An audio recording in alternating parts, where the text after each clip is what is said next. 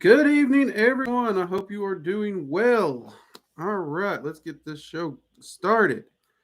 Um, Looks like we got a lot of people in here already. Angela, good to see you. Brennan, welcome. Violet Star, Art Dragon, Mage Hour Movies, welcome.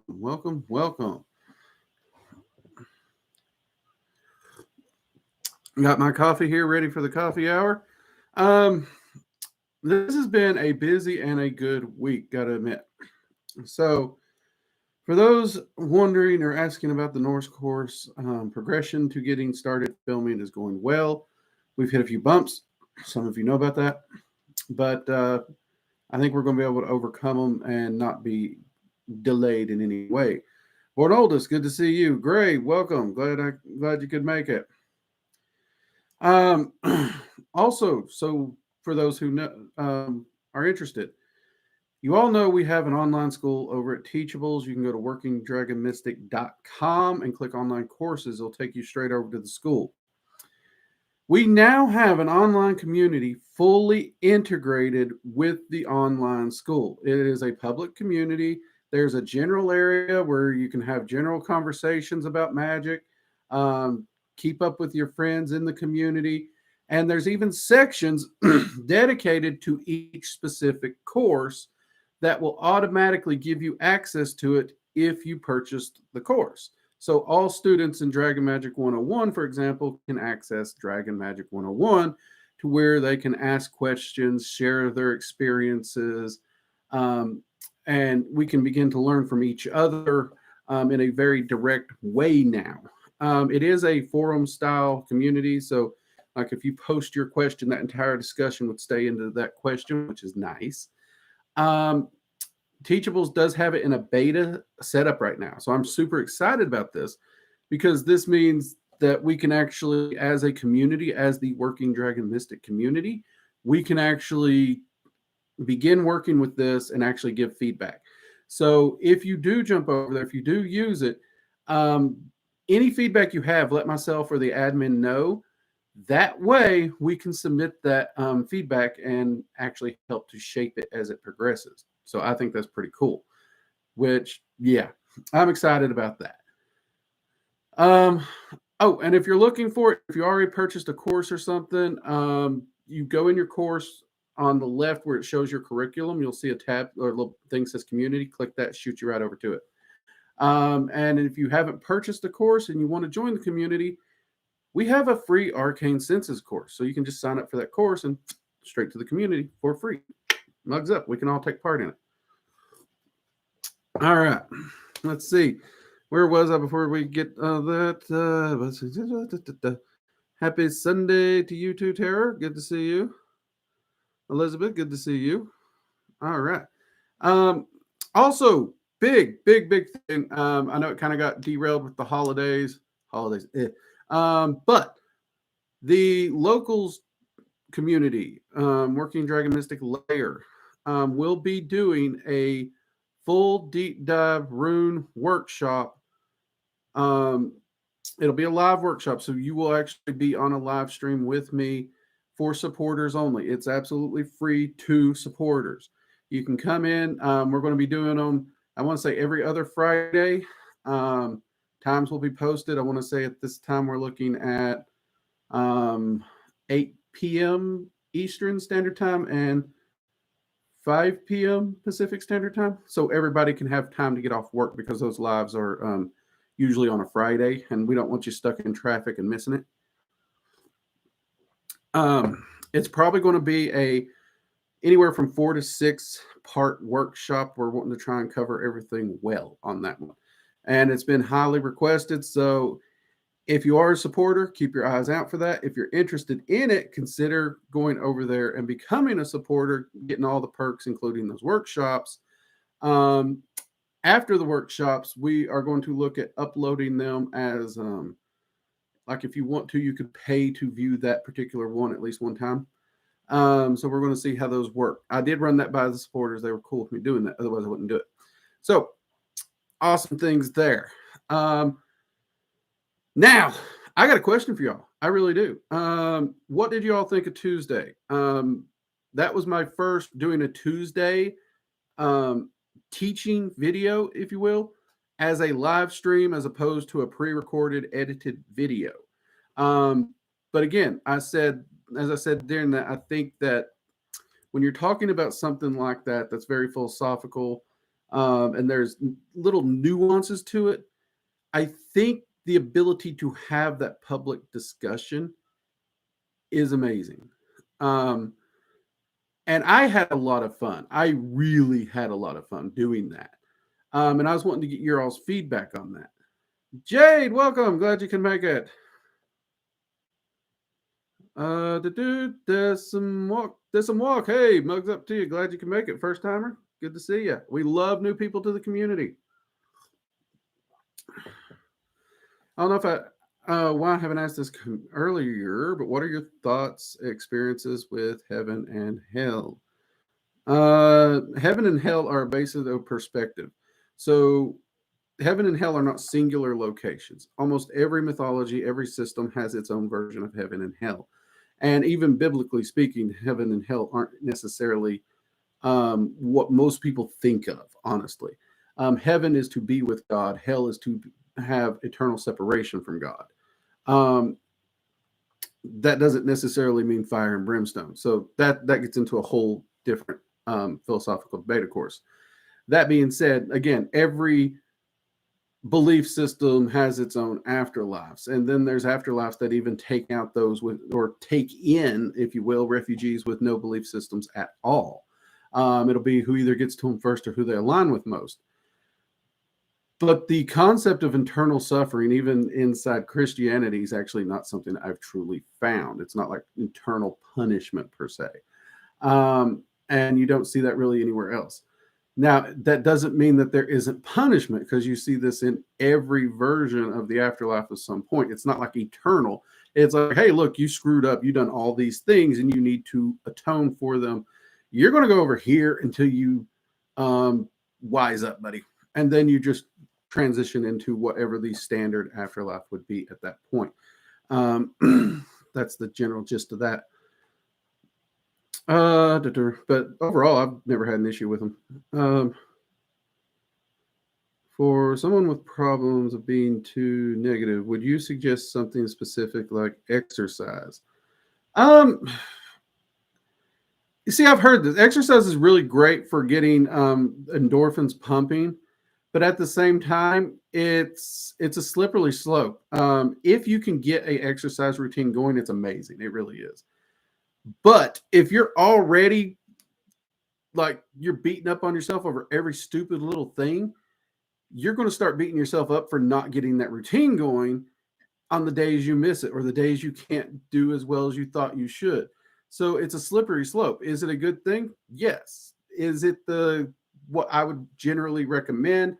No. It's something I would say you could try to work in. I would actually work on your thinking, work on your mind first. Actually work on being happy with yourself and the things that you do. Like when you do dishes, be freaking proud you got those dishes done, because there's a lot of people that will let dishes pile up for weeks on end. I'm not kidding. So be proud you got the dishes done. If you make your bed in the morning, be proud of that. Look at the things you actually do. Stop looking and dwelling on the things you didn't get done. Look at the things you actually got done. And check out our Mage Minded series too, because we're going to be talking about a lot of these things, including planning out your week, what you need to get done, what's important, what are the must get dones and all those. And even look toward the challenge. Like there's a quote we're going to talk about in the Mage Minded series coming up in the next few weeks by Marcus Aurelius. Oh my God, I can't say his name now. It's the obstacle is the way. So if you actually want to develop and grow, you face into the obstacles, not run away from them, because those obstacles give you information. They show you how you've grown and they show you where you can grow. But to do this, you also have to live each day to be the best you can be. And that's a lot of people's like, I can't be perfect. We're not saying perfect. Perfect is where negativity comes from. because you start checking off all the things that you failed at, and that's what you see it as: failure, failure, failure, failure, failure. Instead, if you see things as opportunities of improvement, life becomes a lot more positive because you constantly have something to work at. Any of y'all video gamers can relate to this, because how many people have played a game to completion, you ran out of things to do, and you got no more game? It's depressing. Well, life is an infinite game where if you use this perspective, you've always got the next great quest, the next great accomplishment. And sometimes they're big, sometimes they're tiny, but focusing more on those and learning to take enjoyment out of life, out of every day, that is what I would actually recommend. Let's see. Also, be sure to give us a thumbs up. You let YouTube know you actually like the work we're doing. We need all the help we can get with that algorithm, people.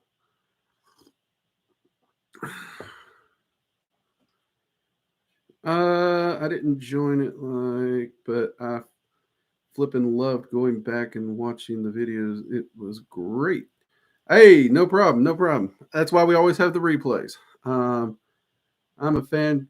Let's see. I'm a fan, Drake. You can do no wrong choices. That was fun. Trust me, I can do some wrong. Trust me, I have done some stupid stuff. Blew up a tractor once. That wasn't smart. That was a mistake. That was wrong. Not intentionally. It was a complete accident. But I just realized how it sounded. My dad was pissed. We got it straightened out.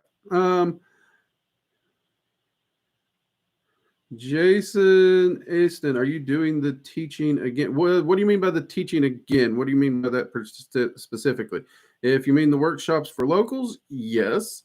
If you mean live workshops over at the school, we're wanting to bring those back. We're just not sure yet how to do it, because there's so much we're having to deal with due to so many social media changes, restriction changes, all those.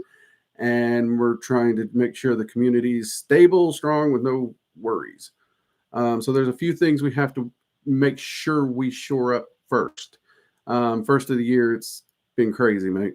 But yeah, let me know which one you're talking about, and I can clarify better, Jason.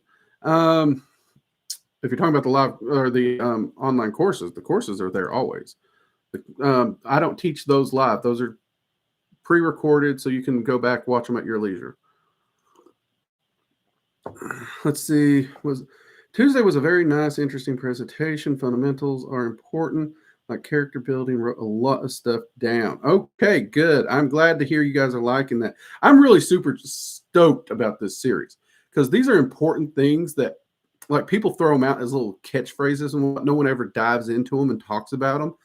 And like, my generation really didn't get a lot about it, and the generations after me got nothing, nada, zero, zilch. And if it wasn't for some of my older mentors, I'd have been left out in the cold. And I think that's stupid. This is stuff we need to talk about. This should be front and center. So I'm really psyched about this series. And honestly, this is going to sound awful, but don't take this awful, please. I do not enjoy recording and editing videos. I don't. I love teaching. The reason I love teaching is that people connection. So I had more fun during that live stream than I have had in a very long time presenting information with Working Dragon Mystic, because I was able to present live. I was able to take your questions. We were able to discuss it. There was no editing monster to dread. There was no sitting down knowing the camera's there to record. I just had so much more fun with it personally. But again, the channel's more for you all, so I want to make sure you guys are enjoying it too. See, we jumped. Great. Let's see, Jonathan, in older videos you talked about working with Leviathan in Dragon Magic. What's your thoughts on if there are other dragons like Mayan Aztec culture? They talk about Quetzalcoatl and Hydra. The Hydra is not a dragon. Quetzalcoatl, I'll be honest, I'm unsure. I believe Quetzalcoatl might actually be a storm or air dragon, but I honestly have not spent a lot of time looking. I've worked with Quetzalcoatl in the past and with clients, but it was always through different rituals, not dragon magic specifically. So I can't really directly say this is my true belief. I can give you my suspicions. I can suspect, and I do suspect Quetzalcoatl would fit into the true dragon category, but I'd have to double check. I can't lock my answer in. You know what I mean? Words of wisdom from Drake, the enjoyment of every day. Yeah, there you go. That's me and my coffee. This right here is my emotional support beverage. It's good too. Ooh, that's really good tonight. I get you another. Sorry about that. I haven't forgot y'all there. What is the most important thing Freya say to you? What is the most important thing Freya's ever said to me? Oh God, me and her talk and we get into some deep conversations. That's really tricky. Right off the top of my head, and I can't say this is actually the most important, but right off the top of my head, one of the first things that does come to mind is teaching me to actually care about me, to remember that I have to be happy with me. I have to take care of me. I have to do all those things if I truly wish to take care of and protect the people that I care about, because I had a horrible habit of I didn't matter. I was expendable. So I could throw myself into the meat grinder, take all the punishment and whatever. And even if it killed me, that was fine, as long as I was helping other people. That is one of the things that she really drives home with me, is to look after me so that I am capable to do those other things. Catherine, welcome.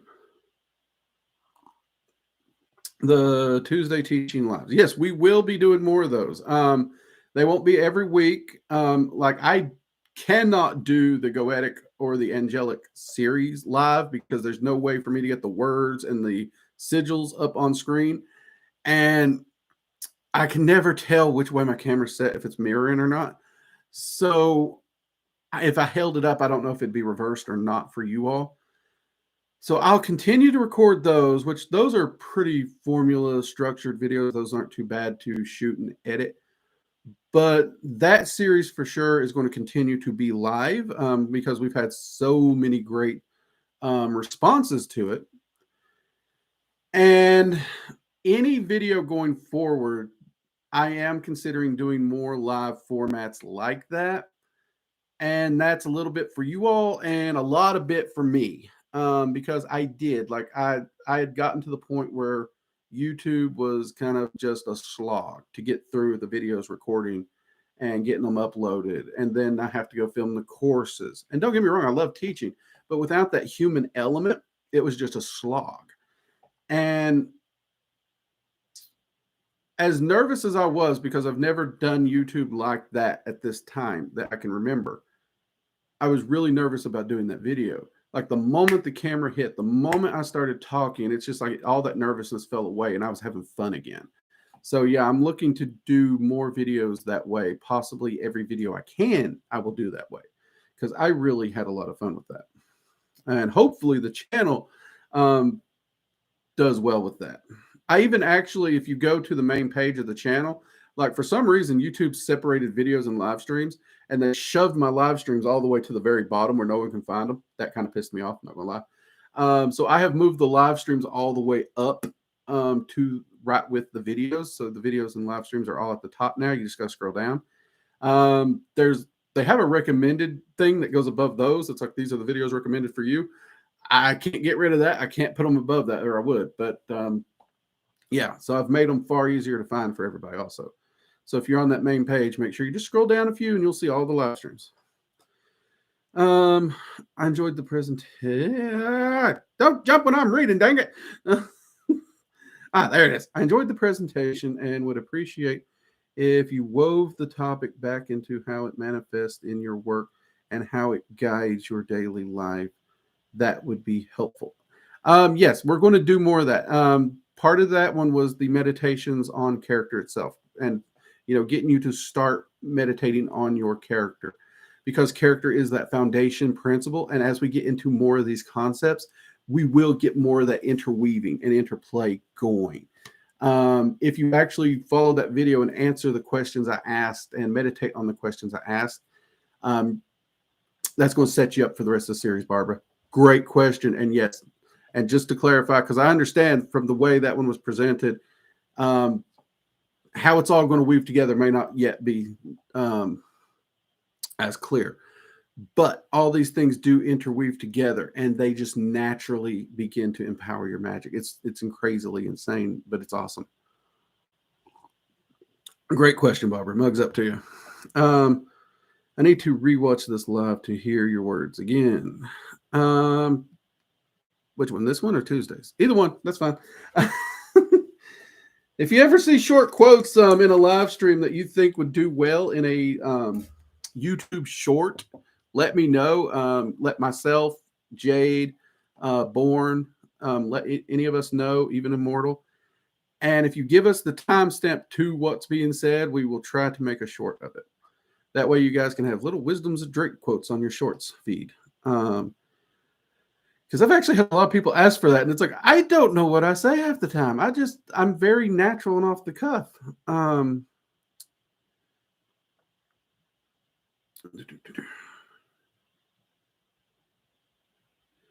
Gray, you mentioned your mentors quite a lot. Are they still around? Not all of them, mate. Not all of them. My original mentor, he is not. He passed away. Actually, he passed away before I truly got into magic. Like, my first experience with philosophy and mysticisms was through him, but he was an atheist. He studied Eastern mysticism because he was Japanese. But he studied it only from a cultural perspective. He believed it had wisdom, but no power, if that makes sense.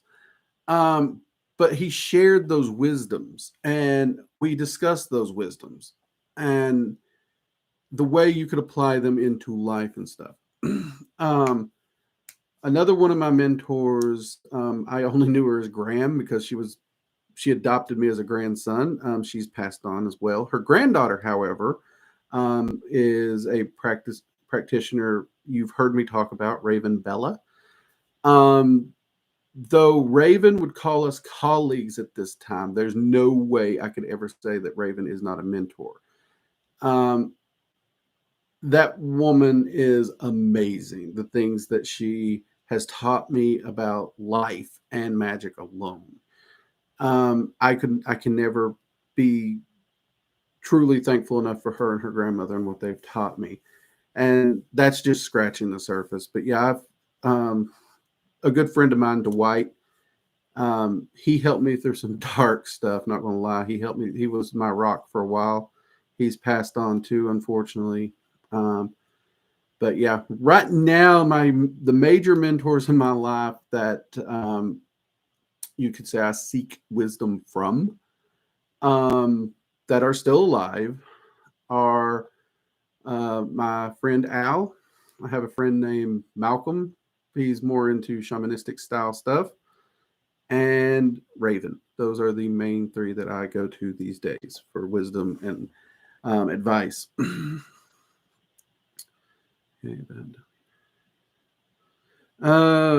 It's okay. Don't be mad. It just, let's see. At Working Dragon Mystic.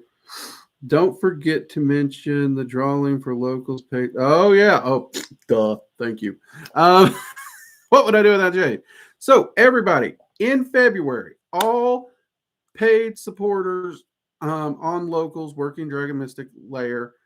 Jade, if you'll pop that in there, will be entered in a drawing for this gorgeous, gorgeous dragon statue thing. I think it's about this big. It is absolutely gorgeous. So if you are interested in winning it, just be a supporter over there. If you're already a supporter, guess what? No problem. You got that figured out. If you want to see what it looks like, head over to the locals page. There is a picture of it. It is gorgeous. I kind of want it, but I can't win. So, you know. And we are going to have more drawings in the future as well for other things.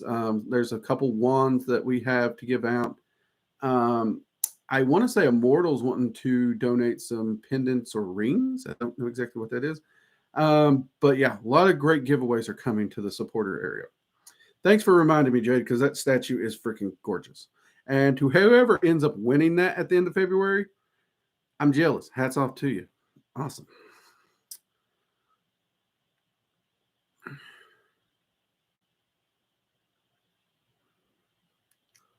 Let's see.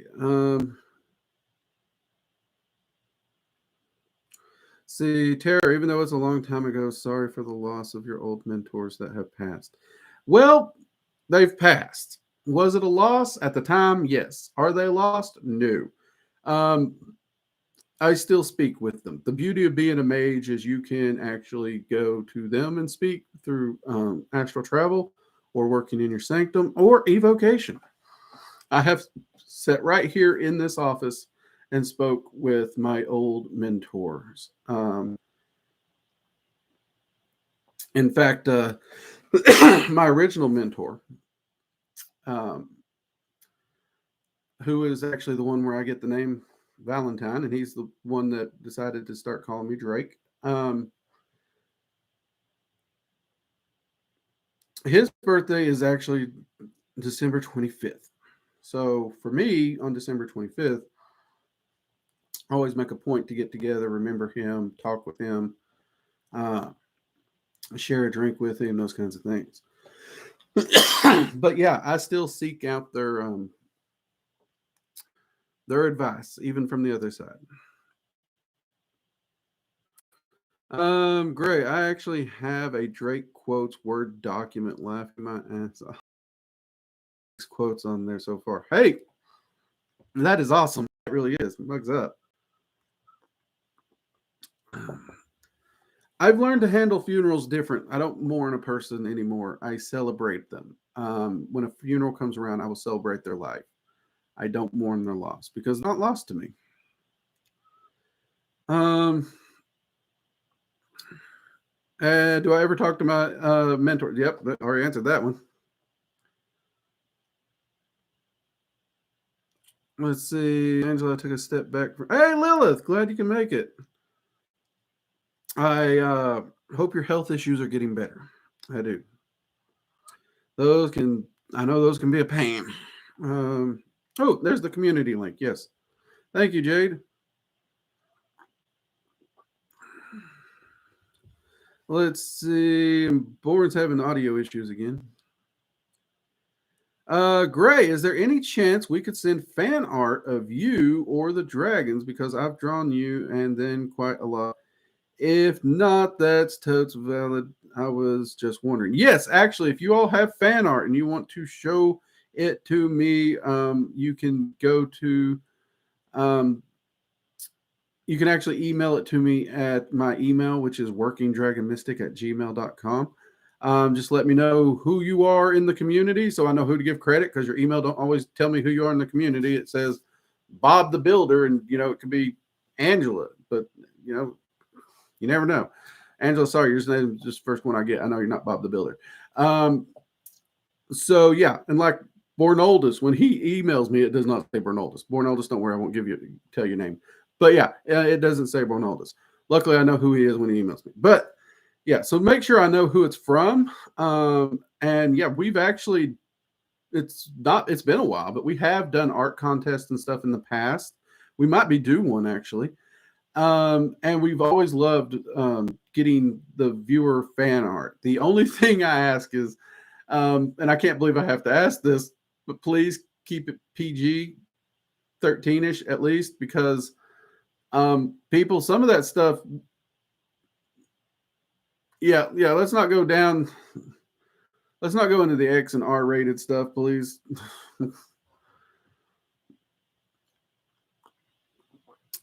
But yes, we would you are more than welcome to send those to my email. Just like I said, post what it is. Also let me know if you're okay with me sharing it, because there are times when I've considered doing a fan art collage video. So yeah. Oh, it's one of those things. You sign up to be a public figure on the internet, you're going to get weird email stuff. Let's see. I cry for the families at funerals, but I go light a candle. Drink from the deceased. Yep, there you go. See, when I go to a funeral, when I'm at a funeral for whatever reason, I'm there for the other people.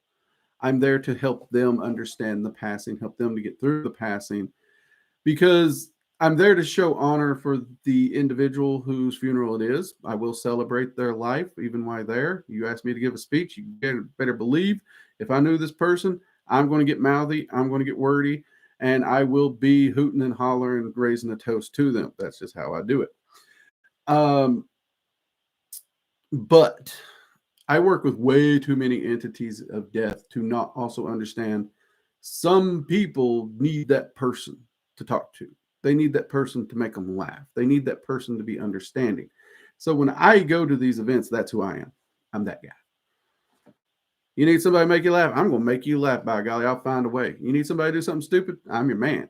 You need someone to sit there and sip coffee quietly and nod while you talk and say whatever it is you need to say, or just try to say something while blubbering that comes out incoherent? I can do that too. So, yeah. Let's see. This is not related too much, but I'm curious if you have encountered someone who defended archons and the soul trap story. I've never countered anyone who buys into the archon soul trap story. I really have not. Interestingly enough, there's one creator. I'm not even going to give him the time of day to give his name, honestly, because his channel went down fast in flames. But he did a couple videos on this actually. And I actually ran into him because he was, doing videos on how this is a thing and, the archons this and soul trap that. And I actually had an opportunity to ask him, because you all know I'm about the data and the relevance and the proof and the why you think this. And I was asking him, and I was like, it's a fascinating and interesting topic. I'd like to hear your thoughts on how this actually happened in a little bit more in detail and how you came to this conclusion. His exact response for me was, I don't believe in it at all. I think it's absolute shit. I just did the videos for the clicks. And I was just like, oh, because I keep forgetting people do that, because y'all know me. I will not do something I don't support just for clicks. My channel would be a lot bigger if I did, but I'm not going to sell me out. So I can't say I've ever actually met anyone who buys into it or defends it. Everyone I know thinks it's a load of horse hockey, and yeah, they think it's a bunch of edgelords. They give them less credit than flat earthers. And flat earthers, I'll be honest, they give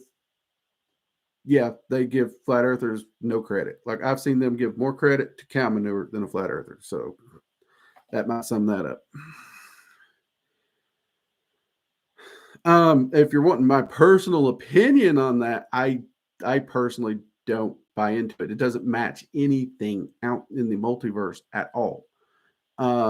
So yeah, I don't know where it got started. I don't know how it got started. I don't know, but it doesn't match up with anything. So for me, until you present me with something better than a conspiracy theory and fear mongering, yeah, have fun. You do you. Let's see. Yes, I remember you telling us that terror. If I lost either of my parents, I'd be broken. Strength exists even in mourning, blessing, terror. Yep. There is strength. Believe me, I have lost my father already in life. I hope he's proud of me. Blessings. Smoking heathen. Hey, heathen. Glad you made it. Glad you made it. Good to see you, mate. Let's see, Drake. How many dragons have you met over the years working with them?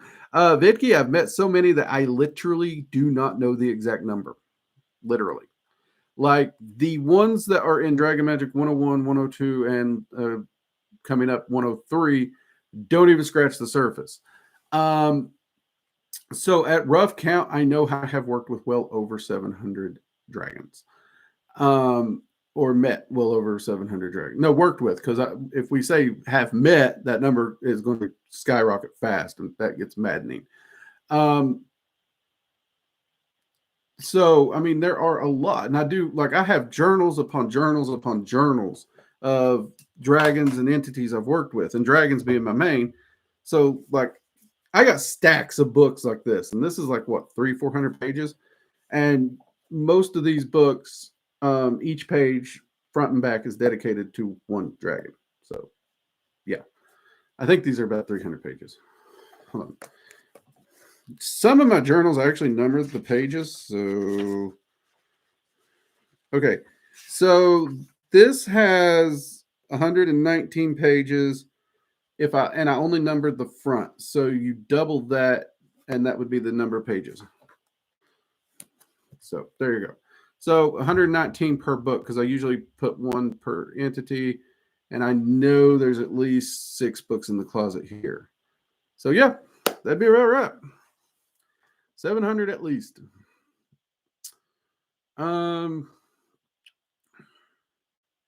Say Magic Hour Movies. Do you have a good source for pronouncing Enochian and other magical related language, or will you do some vids on that? I think it's pretty important topic. I'll be honest with you, I've not found pronunciation to matter a whole lot with the ritual. Luckily. As to do I have a good source? No, actually, about every source I find changes the pronunciation of it, unfortunately. Will I do videos on it? I have considered doing videos on it, but I will. I'll just be honest with you. I don't know if you all noticed. I got a bit of a Southern twang, and it really gets hard for me to eliminate that Southern twang in Enochian and other languages, because I can't get the linguistic reflections correct. My Southern just kind of snowballs in there. So I'm not sure I'm the guy that is best equipped to do that, personally speaking. And yeah, Pop Smoking Heathen is correct. For Enochian, the general go-to is Latin. So if you follow a Latin pronunciation and linguistics key, you should be solid for Enochian.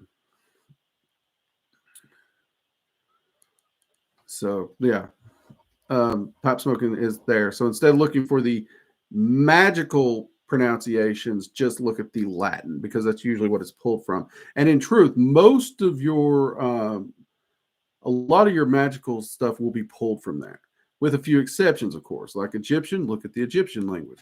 For Norse, look at Germanic and Old Norse languages and how they're set up. If you're interested in Norse, Old Norse, check out Dr. Jackson Crawford. That's literally his thing. That's what he does.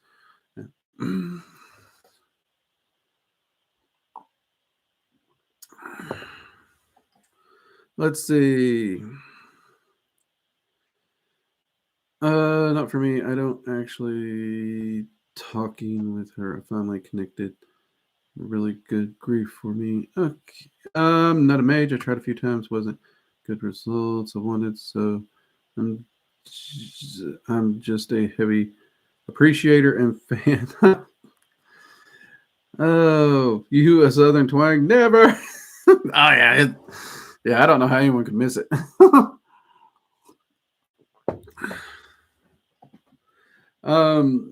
Let's see. I tend to like using. Yeah, a lot of people like using them. But then there's people who say that they're required. It's the required part that I take issue with when people try to post that up there. But yeah, for people who love linguistics, they can add a lot to it. For even people who don't like it, they're like, if you choose to use an alternate language, for some, not all people, the extra focus required to do your chants or your linguistic or your words can add a little something. But if it's too distracting, it actually takes away. So, it ain't the same for everyone on that. Lily, got to sleep. It's 12 p.m. Good night. Get some rest. Feel better.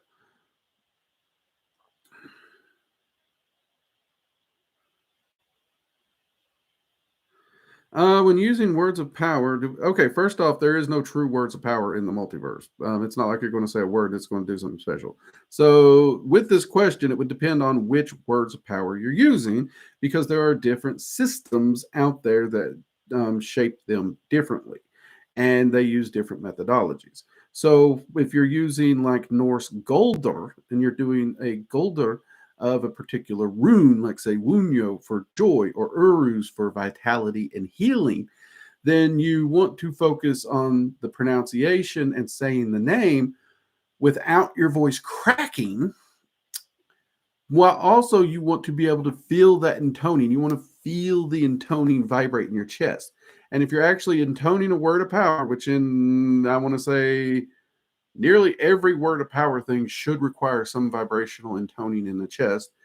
That way you can actually feel it, really feel it.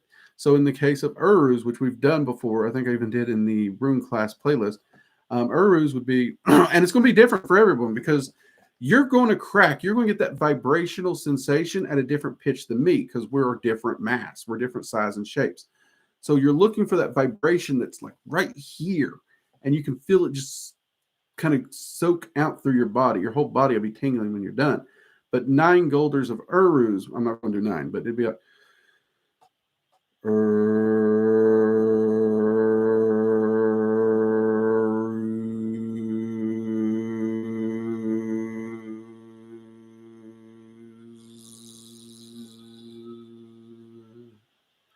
see, so yes, the pronunciation's there, but I didn't just say Uruz. Now, when you do that, you want to focus that intoning on what are you doing?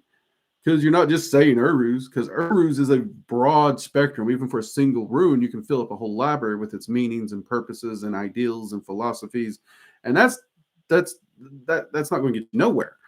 That's like throwing air at somebody hoping to give them a pizza. Air is not a pizza. So if you're using Uruz specifically for healing, you want to focus on healing. If it's a cough, if it's a cold, whatever, you want to focus on that. Hope that answers your question. Gray, could speaking with a lost loved one's spirit inhibit the grieving and healing process of losing them? Depends on why you speak with them. If you speak with them, but you don't move past they're no longer in the physical world, and you're using it as a crutch to not actually mourn, then yes, it actually completely could postpone the healing because you're doing it for the wrong reasons, and that's not a good thing. You need to move past, you need to heal, you need to accept, you need to hold those things in truth. And those cases, then it can be healing. But you are correct. There are a lot of people that will use these techniques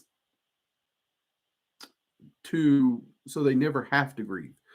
So they never have to adjust to them being gone. And if that happens, there's no growth, there's no healing, if that makes sense. Great question, Gray. Absolutely great question. I need more coffee.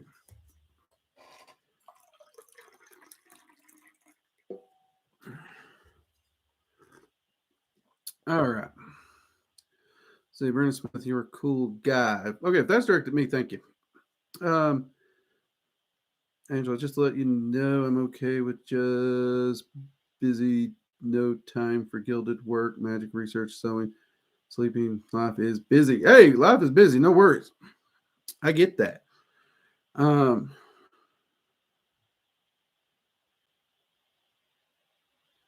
Did I find out? Again, no, I forgot to ask. You know what? I'm doing that tonight. I'm doing that tonight. Check with me next Sunday, Angela. Crap. Sorry about that. Is there anything real about Draconic from D&D or Elvish from Lord of the Rings as far as languages go? No, both of them were made up languages. They're fictional languages. Tolkien was an amazing linguistic person, so it is a gorgeous language. So as in, is it a real language developed by humans? Yeah, technically. Does anyone actually use it? Actually, yeah, there's a lot of people who actually use it. I've been to a few Ren fairs and stuff where people are pretty freaking fluent in it, even though I think it's an incomplete language or considered incomplete. I do know a lot of magicians who use the alphabet and the language in some of their castings, which is pretty cool. But it has no more power in it than like if you were to use Spanish or French or German or Italian or Japanese. Any language is a language, if that makes sense. As far as the Draconic language from D&D, it's a fictional language. It has nothing to do with the dragons at all. Their language cannot even be spoken by humans. That's it. Now, the alphabet that comes with Draconic, I will say that the dragons have found it amusing and they like it. They find it pretty. And they find it interesting because it looks like it's been scratched with a claw. They thought that was a nice little fictional detail that the creators put into it. But beyond that, no. Oh, good question, though. Good question. I actually know a magician does all his rituals in Klingon, actually. What are your thoughts on Solomonic magic? I've worked with Solomonic magicians. I've spent some time working in there and experimenting with it. The magicians I know, they do well as magicians. I know it's a controversial one this day and age because a lot of people, they don't like the fact that Solomonic magic does a lot of threatening and berating and browbeating of the entities. I agree. That's why I'm not a big fan of it personally. But I do know a lot of Solomonic magicians who get a lot of great results. I find I actually get better results without the threats and the browbeating and all that. And that's the road that I personally do take. Also with the Solomonic magic, the sheer mass amount of ritual preparation that goes into anything. Like, look, I ain't got time to take 2 weeks to get ready for one ritual. Screw that shit. I got shit to do. I have a life. I have a family. I got a job. I ain't got time to sit around and do that. So for me, it's a very impractical method for me personally. So it's one of those where if it's your cup of tea and you enjoy it, fine. I don't mind, but it's not my cup of tea at all.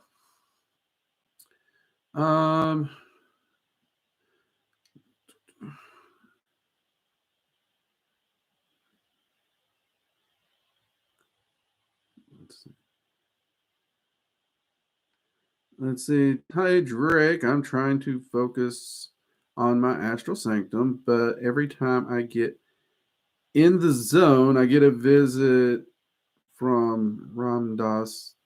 He helps me a lot, but I cannot focus on building my astral sanctum. Any advice? I'm trying to place the name Ram Dass. I'm trying to place that name, and I'm having trouble placing that name right now. But that being said, most, you can keep anyone out of your sanctum that you want. That's not an issue if you're trying to build up that astral sanctum. You can close it off so you're the only one in there. That would be one thing. Or you can specifically state to them, leave me alone when I'm doing this. That's also an option. GK, Tibetan throat singing. Tibetan throat singing also does that vibrational thing. It's pretty cool.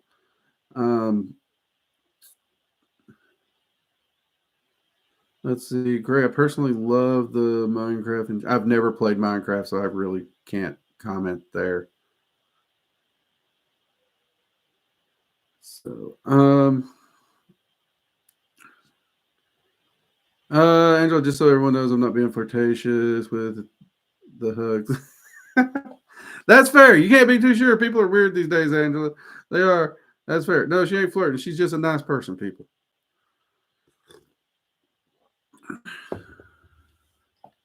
Well, we jump.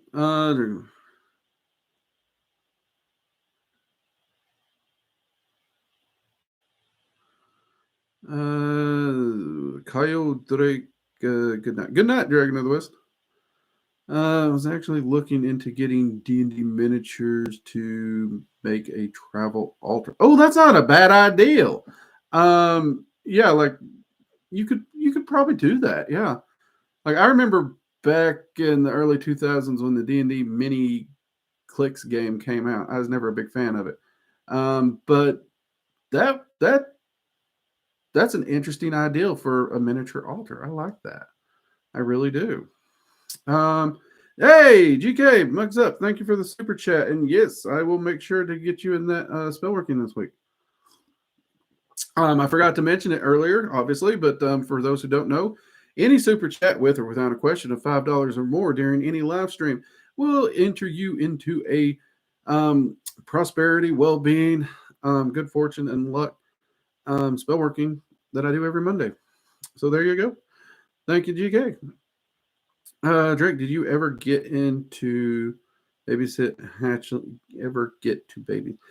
Dragons really don't let humans babysit the hatchlings. Like they will occasionally let the guardians babysit the hatchlings, but like dragons are like uber freaking protective of those hatchlings for really good reasons. So no, they don't really ask us humans to babysit. Have my guardian had to babysit before? Yes. But like it's also made very clear that I stay clear of the hatchlings. So, and that's fine. I don't even want to babysit children, so I'm not my feelings aren't hurt there. I love little dragons. They are adorable, but don't think dragons would let any human. No, they don't. They are super. Like the actual hatchlings aren't like they got a little. It's literally like a high security plane. It's a plane of its own that they use as a freaking nursery, if you will. And the hatchlings never leave there until they're a certain age, and they only leave that realm when they're old enough to basically start the dragon's equivalent of school. So yeah, they're like super protective of those little hatchlings, but they are adorable. You're right about that. Angela, did you see the scary story I wrote? I must have missed that one. Angela, where'd you post it?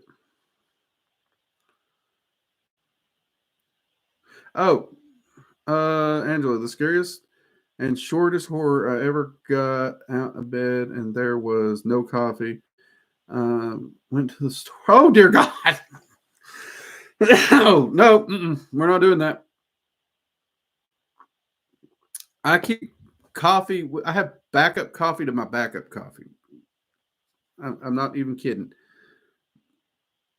Like I'm not even out of coffee, and I had got another pound of coffee yesterday. Or was that today? No, it came in yesterday. Okay, so yeah.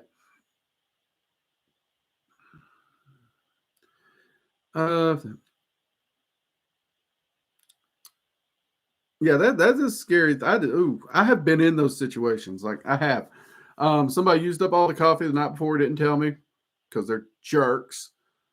And then we got up and there wasn't coffee because they're jerks. And we had to go to the store and there was no coffee. I think we ended up grabbing I think it was like 4 cups of McDonald's coffee each while we drove around town looking for coffee. I don't know why that particular town we was in did not have coffee. I remember even asking a cashier if there was a religious thing against caffeine, and they said no. And I was like, why are you out of coffee? And she blamed the managers. So apparently every manager in that town was a moron. But we did eventually find it. It was, I want to say it was a 7-Eleven where we found coffee finally. So yay, 7-Eleven.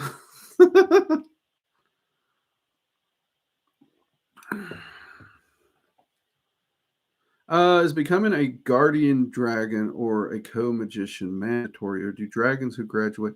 Okay, so being a guardian dragon is mandatory because that teaches them about other races within the multiverse outside dragons. So yes, being a guardian dragon is mandatory. Being a co-magician is not mandatory. But to be a co-magician, understand, co-magicians don't get enough freaking credit. So when a guardian dragon, because like if you think of a guardian dragon, like being a guardian dragon is kind of like your final college project, if you will. And they do this college project for a couple hundred years, actually. I think like 500 years almost. But so that's mandatory. And they're going to have multiple people or entities that they work with across this time period. Okay. At that point is when they choose their element, because guardians have no element. They don't. They're learning everything. They're learning about all the different elements. Upon graduation, they pick the prime element they would like to work in, and they work in that element. They have to spend a good long time there. Eventually, if they choose, they can change elements. They can go from water to fire or wherever they want to go. A co-magician, to qualify to be a co-magician, that dragon will have had to work and serve and do time working as a dragon of each of the individual elements. So co-magicians, they got knowledge and experience that a lot of people don't give them enough credit. If that makes sense. Hey, Immortal, thank you for the super chat.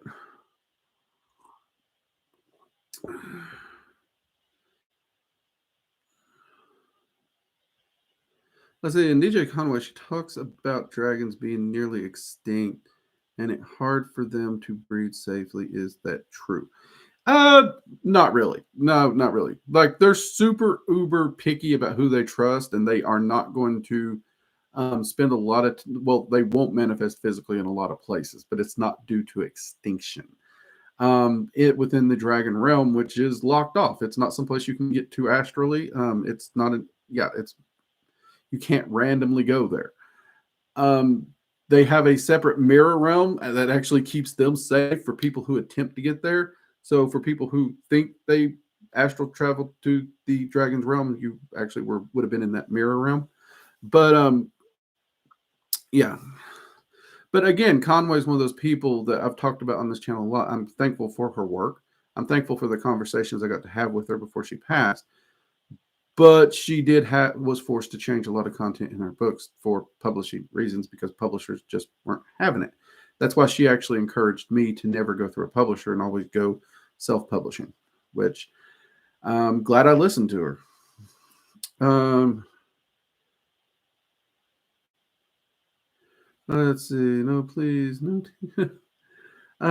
What other dragon jobs are there? There's actually a council of elders. There is an actual council that seeks to advise the rulers, if you will. Of course, all elemental dragons in and of themselves have their job is to maintain the balance and work within those elements to do so. Then you have what's referred to as cross-elemental dragons, which we talk about a little bit in the courses. I don't know if we've talked about them on the channel, but these are essentially dragons that kind of skirt the line between two elements. And they do answer to both rulers of the element, usually. And again, it's that same concept. Their whole job is that balance. So by and large, all the jobs within the dragon world come back to that balance. There are dragons who do a lot of record keeping and lore and stuff like that as well. I mean, I'll be honest with you, Immortal, I've not sat down and actually did a list of jobs because, well, it sounds boring to me. I mean, I understand why it's a cool thing to wonder, but it's also one of those things like, I don't know. I've never really sat down and made that list. Maybe I should. I might do that one day.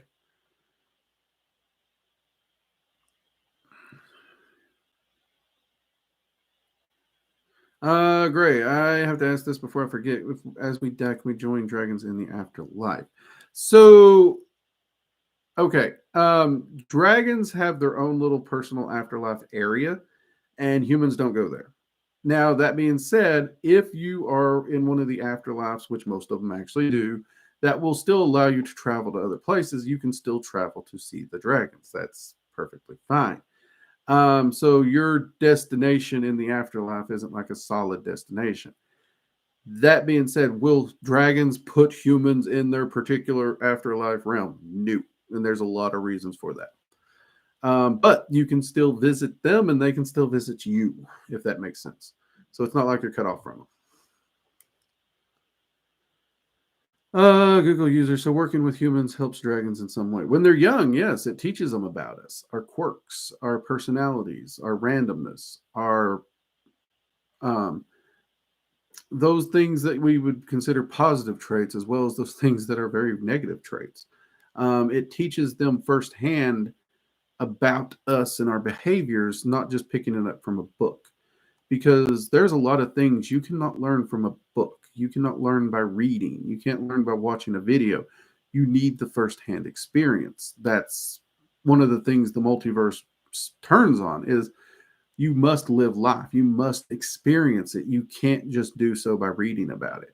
And that's one of the reasons that they do work with so many different other entities is to get that firsthand experience to better prepare them for understanding the greater balance as a whole, not just to the dragons, but to all the multiverse.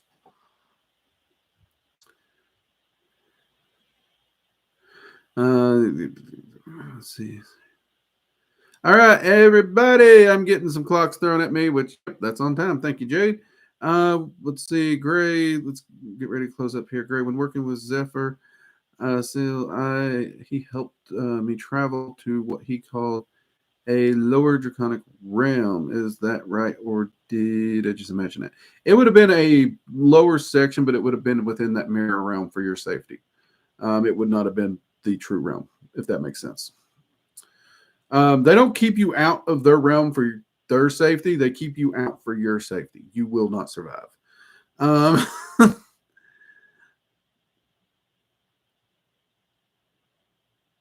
Angela, is there a dragon or ruler you won't work with or go near? I work with all 9 rulers daily. I really do. So they don't bother me. And I can't think of a dragon that I wouldn't work with or go near. I've never had any. I can't say I get along with them all, but I've never had a bad experience. I mean, personalities clash, but there's something about even a personality of a person I don't like that I still have so much respect for somebody who's just authentic, and who isn't just trying to be nice to me to be nice. So I can't. I can't think of one, Angela. I can't think of one. I'll have to think on that one. We'll see. All right, everyone. You have a fantastic week. Get out there, kick some ass. And I will see you next Sunday. And for all my supporters, I'll see you Friday for that part 1 of that rune class. All right. And if you if you want to take part in that rune class, just hop over to Working Dragon Mystic Layer Locals and sign up to support us in the work we do. And you can hop in there for free. And the replay will be free for you as well, as will all the other supporter-only content. And there's a lot of it over there. All right. And don't forget about that giveaway. Go check out that statue over there. That is a gorgeous statue. I'm jealous. All right, everybody. Have a great week. Good night. Bye-bye.